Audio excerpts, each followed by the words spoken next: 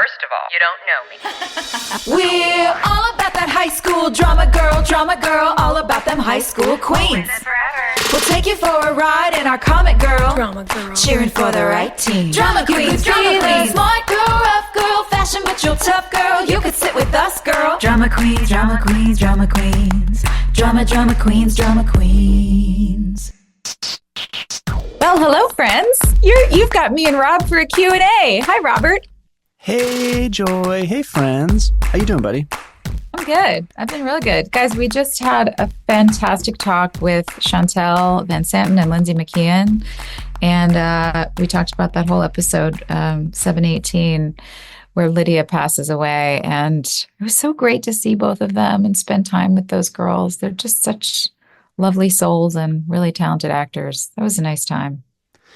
Yes, it was great, especially because I feel like we've been seeing so much of them, especially, Quinn, aka Chantel, that it was so nice to finally have her here to get her perspective, because I feel like we've been talking about her so much, and it was nice to actually have her here to talk with her. I know. I'm so glad we were able to do that. But we have got to move on. The show must go on, friends. And so here we are with our Q&A episode. Thank you so much for writing in your questions for us. We've got a fun list here today. Would you like to get us started? I would. And I was just going to say before we jump into this, first of all, these questions are awesome. So thank you to everyone. I've only skimmed a couple, but all the ones I saw, I loved. And I also want to say I see our first nickname. So I love that. Keep them coming, gang. Give us your fun nickname. Let us know who it is. Okay, so Sarah wants to know, if your characters were in The Walking Dead, how do you think they would go? What would be their game plan? Okay, I'm going to make a confession here. I've never seen an episode of The Walking Dead.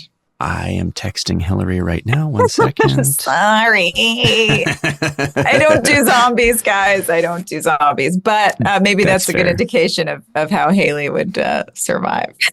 Now, okay, so then let's just pretend, right?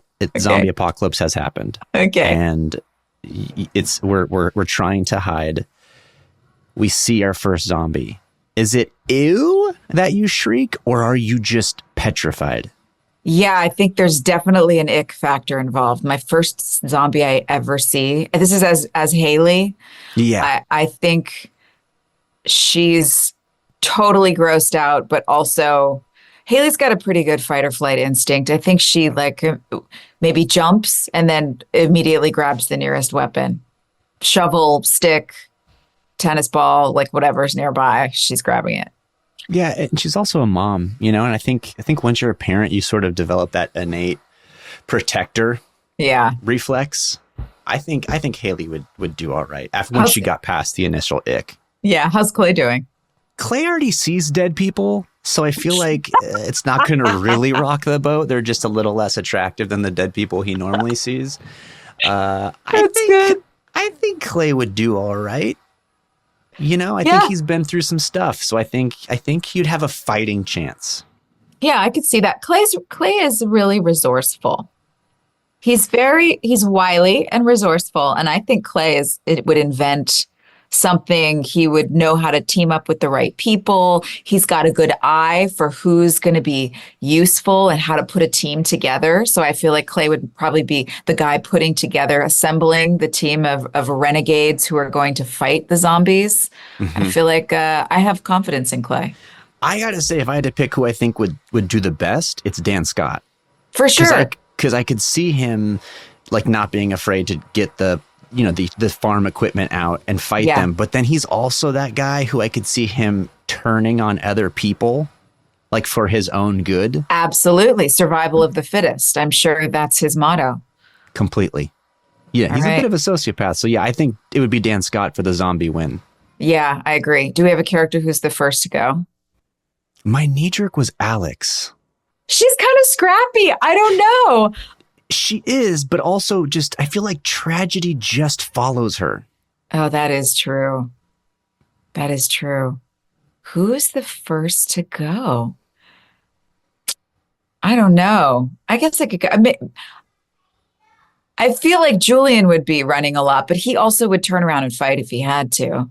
I just don't feel like he would that would be his first reaction. Yeah, because he's a strong protector, but you're right. Like we saw him in the camping episode where he had like zero practical smarts, it seemed. Yeah. All right. All right. Melissa asks, if you could go to any convention as a fan of one of your favorite shows, what would it be and who would you be most excited to meet? Oh, that's a great question. Yes. I feel like here's a fan convention I would really like to go to. Mad Men. And we're all dressed up in the 60s and it's a cocktail party and it's not weird and awkward, but we're all really like just mingling in the 60s. Can that exist? Oh my gosh. Yeah. Listen, you get to make your own convention. Okay. Yeah. I love that answer because that was way outside the box and now I'm going to do the same. Mine would be for Great British Bake Off. And at the convention, there would be people baking. So same thing. It wouldn't be the awkward, like, hi, how are you? It would just be like, hey, let's try this food together. Do you like, Yes. eclairs? Come on over. Paul Hollywood, let's have an eclair together. Maybe someone gets a handshake, Ooh, I like this. Yeah, so I get cigarettes and martinis, and you're going to get your British diabetes baked goods. I come home with 2 cavities, and that's okay. A lot of memories. Oh, all right. Well, we do have our first nickname. This is Daniel going by College by T-shirt. I love it. I love it. Daniel, College by T-shirt, wants to know, listen, you mentioned frequently how a lot of men have told you their girlfriend made me watch the show. Or my girlfriend made me watch the show. So his question is, what show or shows have you made your partners with you watch? Your current or a previous partner. And the disclaimer is preferably a show you watched from episode 1 and not just randomly like watching when you're watching it. Good question. Yeah. Game of Thrones for me, my boyfriend had never seen it. So we just started from season 1 and it took us about 7 months, I think. We kept going. That's a great one. I got pulled into that one by an ex-girlfriend. I would say Detroiters. Are you familiar with this show? It was 2 seasons. It's Tim Robinson and Sam. Oh boy, that's going to come back to me. Sam Oh Boy. I like him. Yes, Sam Oh Boy. Sam Richardson. And it's a comedy. It was a short-lived comedy, 2 seasons on Comedy Central. And it was so funny. And it was the thing Tim Robinson did just prior to I Think You Should Leave. But it's basically, it's kind of absurd comedy, but at the crux of it, it's just about 2 guy best friends and how much they love each other and the adventures they get into. That sounds fun. It's all heart and then laughs. It's great. Detroiters? No. Detroiters. Yep. Detroiters. Okay. I highly recommend. And it's, it's a 30-minute sitcom, but it's funny. It's irreverent, but it's also just sweet because it's 2 guys who aren't afraid to be like, I love you, buddy. Let's go. Oh. Okay. I want to watch that. Thank you. That's good. Hannah asks, what holiday was the best to celebrate in Wilmington? Oh. Did I celebrate any holidays in Wilmington? We weren't there for we all kind of went home. Yeah. I mean, I guess 4th of July. That's probably fun. I'm sure they do something on the Cape Fear. When we were there for the 4th of July. Yeah. I don't remember any 4th of Julys there. Do you? Maybe Halloween. We were there for Halloween. Halloween was fun. That was a cool downtown was definitely flooded with people in costumes. It's such a college town, Wilmington. So Halloween was that's a good call. I would say that too, especially with the parties that Hilarie would throw at her house. There was always something to do. Everybody really decorated their trailers and Halloween was fun. It would have been funny if we just said an obscure holiday like Labor Day, President's Day, and then we didn't add any clarification and just moved on. Everyone's like, why is that day? We got to get to Wilmington on President's Day. What's going on there? All the businesses just get an influx of people on President's Day. You're welcome, Chamber of Commerce. Yeah.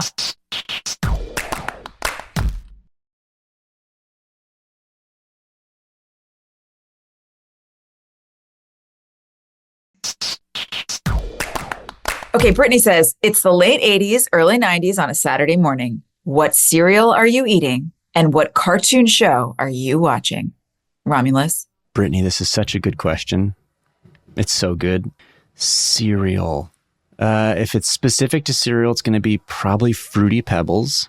Ooh. But I also definitely partied with toaster strudels. Uh-huh. And what cartoon am I watching? Oh, man. I mean, Mask, G.I. Joe, Gummy Bears.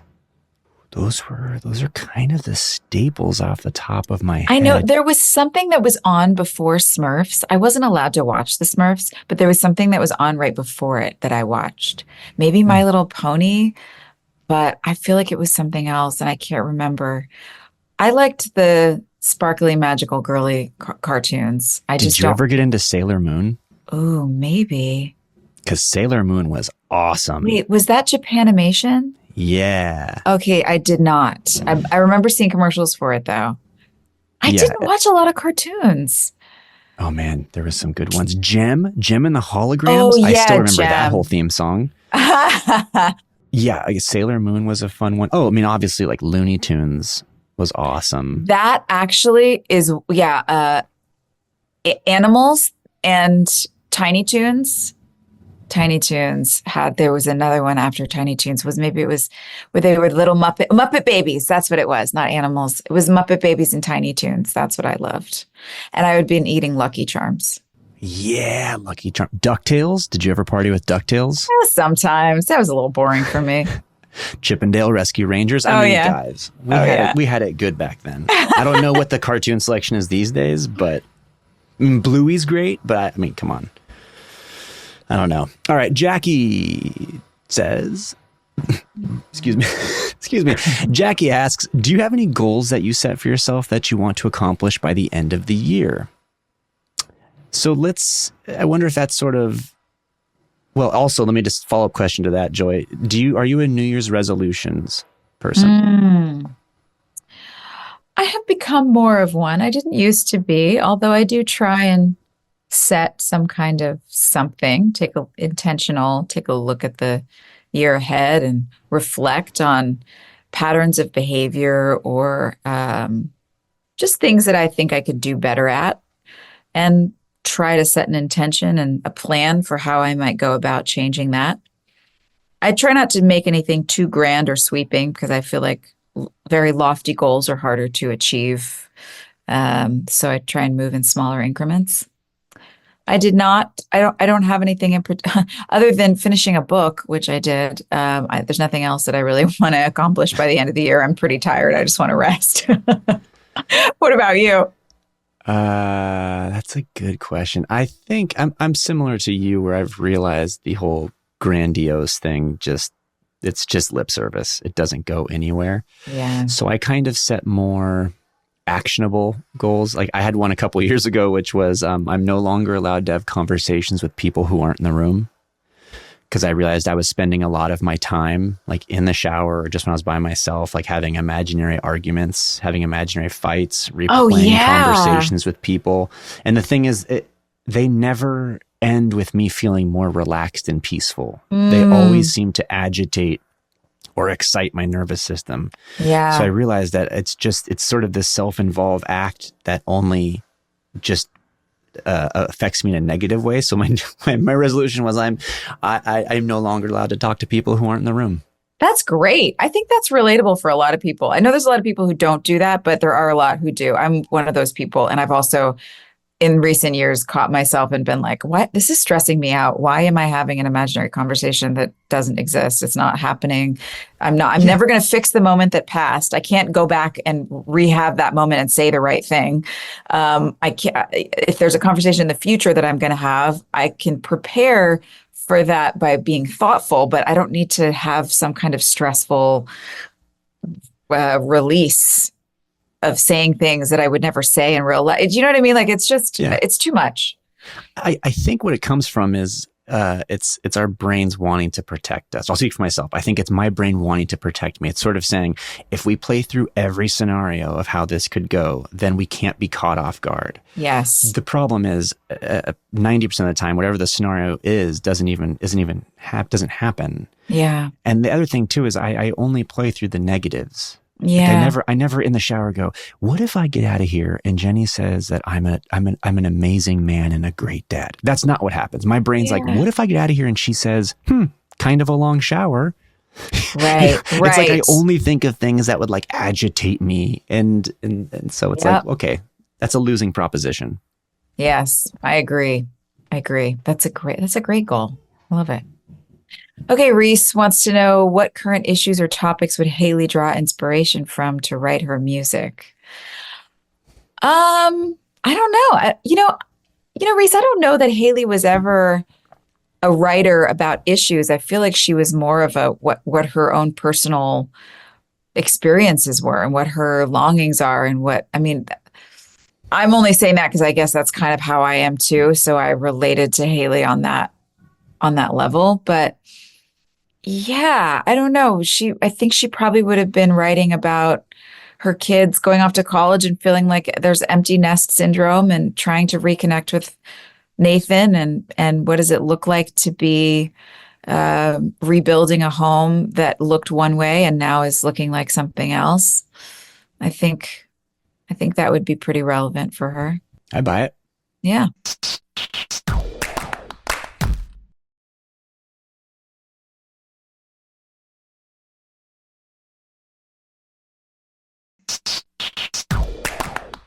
Aaron asks, this is a great question, Aaron. If only you had a nickname attached to it, what would your character bring to Friendsgiving? Well, Haley brings a turkey.